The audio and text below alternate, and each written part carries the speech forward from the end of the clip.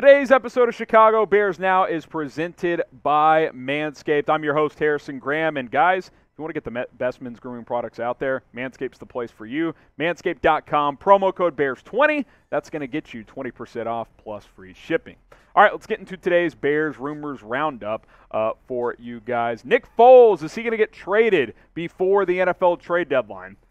Two smoking Jays. I mean, who knows, right? People are definitely talking, but is anything going to happen? I don't know. We'll see what happens over the next couple of weeks. ESPN kind of did their, we're 3 weeks away from the trade deadline, so let's get you guys caught up on all the chatter. And the Bears have reportedly leaked to other teams that Nick Foles is available, and it's like, well, duh, he's been available for a while. Obviously, it makes even more sense now than it did, say, 2 weeks ago because Andy Dalton was hurt. You needed a backup quarterback, but Dalton's back and healthy. Fields is the starter, of course. Foles has value.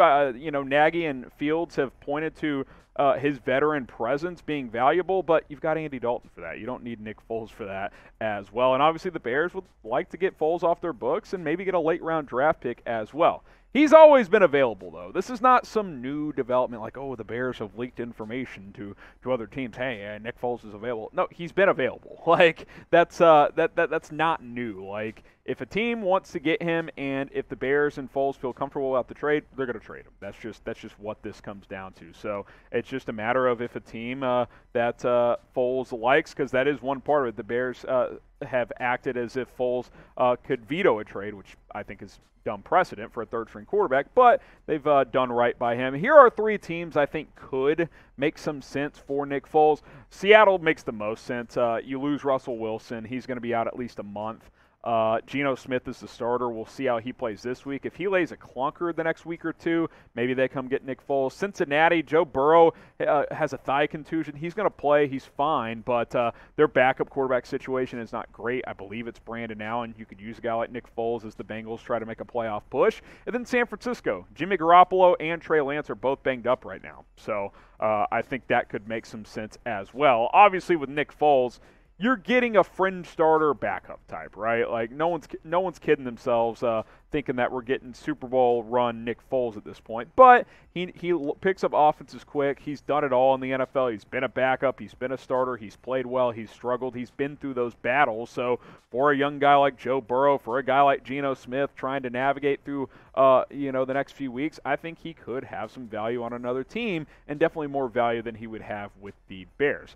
Does Nick Foles get traded before the trade deadline? Type Y for yes. Type in for no. Get your votes in the comments. If you get hit with the YouTube ad break, we'll make these the pinned comment on today's video. So just scroll on down and reply right there.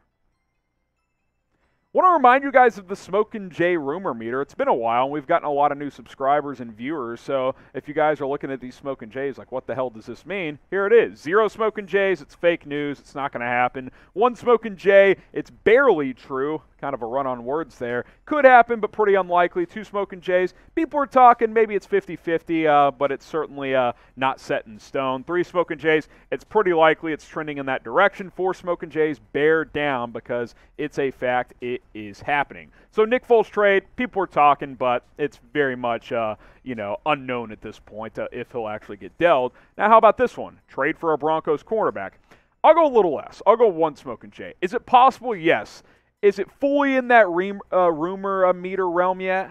Not really. I can't put it at 2 Smokin' Jays. Now, Denver has made some cornerbacks available because they have 4 legitimate starting caliber cornerbacks. And now with Ronald Darby back, they're going to keep him with Patrick Surtain as their primary starters, but they have 2 former Bears who we've talked about before and in the past, obviously. Kyle Fuller, Bryce Callahan are 2 names being mentioned right now that could get dealt by Denver before the NFL trade deadline. And while the Bears cornerbacks have played better as of late, Jalen Johnson, who's second in most metrics according to Pro Football Focus, he's been fantastic.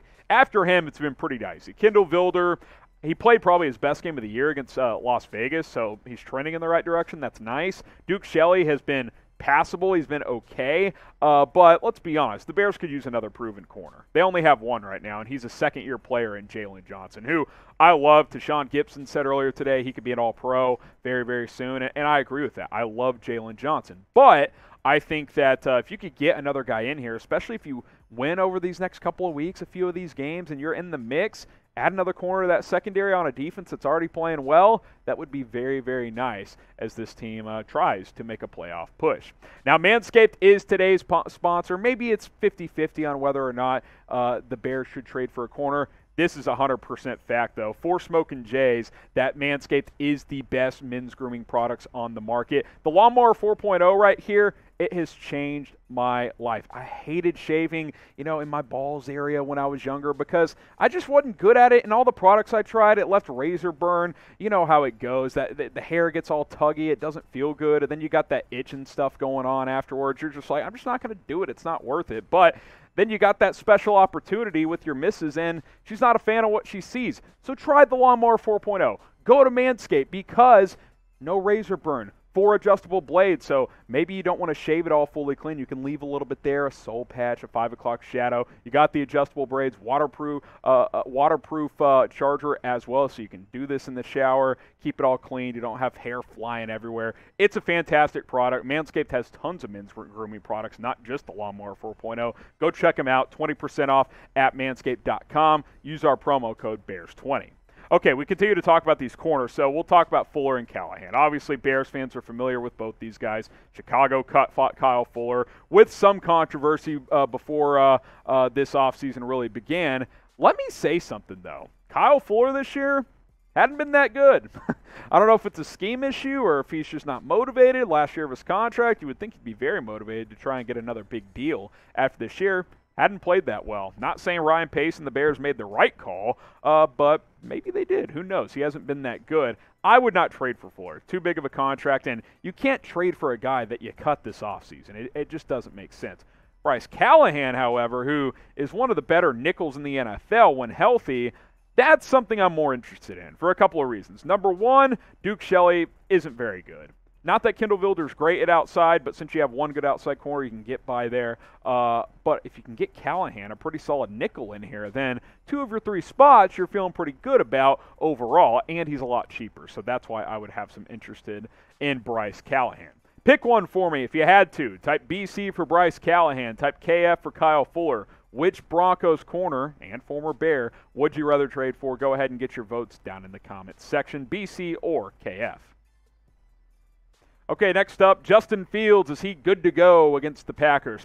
For Smokin' Jays, bear down. It's happening. So, obviously, he had that little knee hyperextension against the Las Vegas Raiders on Sunday. Missed a couple of plays, came back in, finished the game, and looked fine. The Bears did go ahead and do some tests, just precautionary, on Monday, and reports from Tom Pelissero and others is that nothing structural has popped up there. Should be good to go on Sunday against Green Bay. Maybe he's limited a little bit in practice this week, but I have no concerns. His toughness, it stands out to me. He's a gamer. He's going to play. You think he's going to miss his first Bears-Packers game? No freaking chance. Justin Fields will play on Sunday, barring something that happens in practice this week. But based on coming out of that Raiders game, no issues. He will play on Sunday. He's built different. He's a gamer. He's strong. He is going to play against the Bears' biggest rival this week. If you love Justin Fields' toughness, let's get the JFs going down in the comments. Come on, type JF. You can type it more than once. If you're a big fan of what Fields brings to the table as far as toughness goes, go ahead and type JF because I love what I've been seeing from Justin Fields. Hey, how about the Bears rocking the throwbacks against the Green Bay Packers? Not sure if you guys have seen this, but they are going to go ahead and rock the throwbacks. That you can check this out on the Bears website. They actually have the entire season of jerseys of what they're going to wear each week. They're rocking these unis this week against Green Bay. You see Darnell Mooney right there repping it last year. You got to love the socks, the helmets. Khalil Mack a couple of years ago on the 100-year anniversary jerseys. That's fantastic as well. Hey, this is an edit, but we get to see Justin Fields repping it for the first time as Well, I like wearing white at home, man. I think home teams should wear white jerseys more often. I'm a big fan of that, and I love the alternate helmets as well. Green Bay will obviously wear their road greens. Should be fun. Big game with first place on the line in the NFC North. Predict the score. Packers, Bears, Soldier Field, 1 o'clock Eastern. Who you got in this matchup on Sunday afternoon? Who's going to win? What's the score going to be? Get your score predictions in right now. All right, real quick, injury news. Jeremiah Attaochu, he is out for the season. Quad injury, I believe, pec or quad. I can't remember which, but he is done. Got banged up on Sunday. So, depth outside linebacker type of piece, so that's obviously not great. Maybe you add a depth edge rusher, but, hey, more Travis Gibson. Let's ride, baby. But Attaochu out for the season.